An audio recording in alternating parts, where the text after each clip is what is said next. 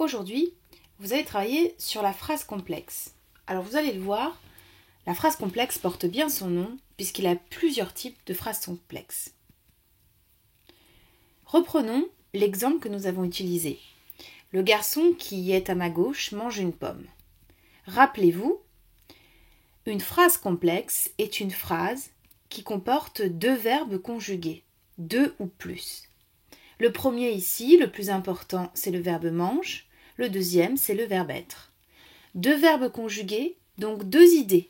La première, c'est le garçon mange une pomme. Première idée, première proposition. À l'intérieur de cette première proposition, vous avez une deuxième proposition qui est à ma gauche. Deux verbes conjugués, deux idées, deux propositions, voilà ce qui définit une phrase complexe. Le problème, c'est que toutes les phrases complexes ne sont pas les mêmes. Prenons maintenant différentes phrases complexes. Pour chacune d'entre elles, vous le voyez, elles comportent deux verbes conjugués, donc deux propositions, ce sont toutes des phrases complexes. Mais toutes ne sont pas les mêmes. Intéressons-nous maintenant à Pierre joue au football, Élise joue au basket et il est sorti ce soir mais sa mère n'était pas d'accord.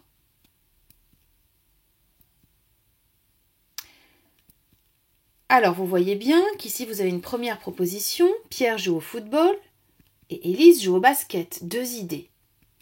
De même, dans la deuxième phrase, il est sorti ce soir, sa mère n'était pas d'accord, deux idées là aussi.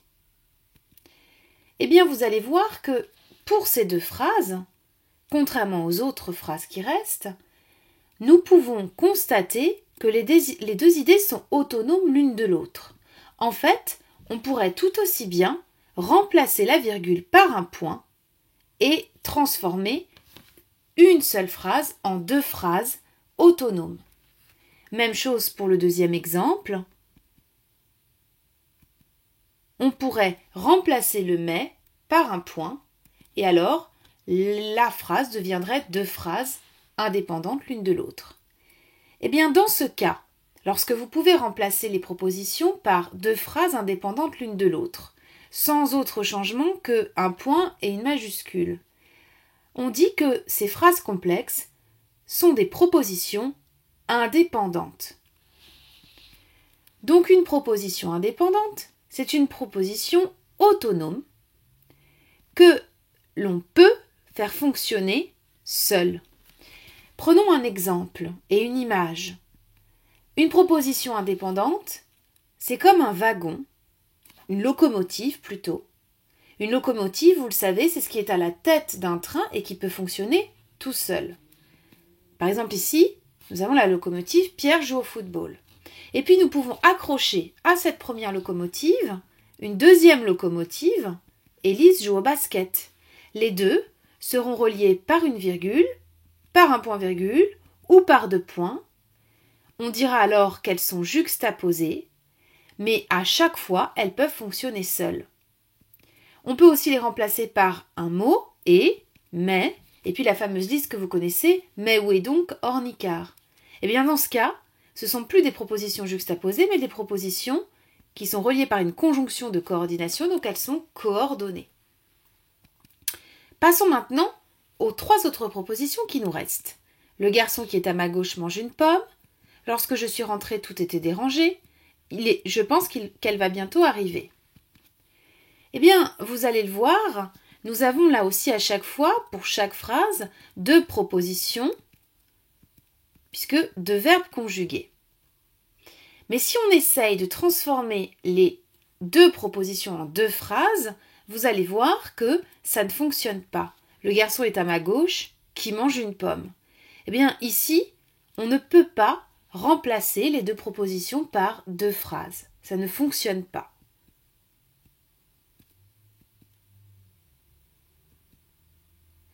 Dans le cas de propositions non autonomes, pour reprendre l'image de la locomotive et du train, en fait, pour chaque proposition, vous avez une locomotive, c'est-à-dire une proposition qui dirige, par exemple « je pense », et puis vous avez non pas une autre locomotive, mais un wagon qui ne peut pas avancer, qui ne peut pas fonctionner sans une locomotive. Elle va bientôt rentrer.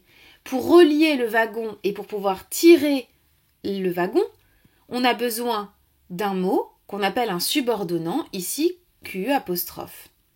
Regardez ici, à chaque fois, si l'on regarde bien la première proposition, en fait la locomotive est ce qui est le plus important. Le garçon mange une pomme, c'est l'information la plus importante dans la phrase. Eh bien, cette information la plus importante, qui tient le sens de toute la phrase, on appelle cela la proposition principale.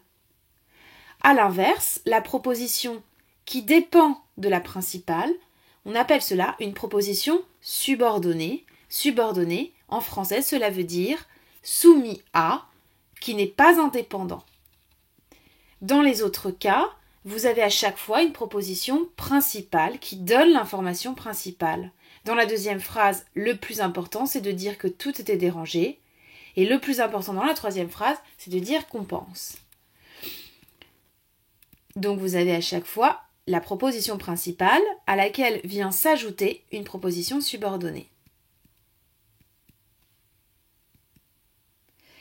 Vous le voyez bien, à chaque fois, la proposition principale, la locomotive, est reliée à la proposition subordonnée, c'est-à-dire au wagon, par un mot qu'on appelle un subordonnant. Ce subordonnant peut être placé, en général en début de proposition, et il peut être placé en tête de phrase. Alors, parfois, la proposition subordonnée vient compléter un nom. Mais elle peut aussi compléter un verbe, comme dans notre troisième exemple. Parfois, elle complète toute la phrase. Voilà la différence des propositions subordonnées. Voilà, vous connaissez désormais la phrase complexe.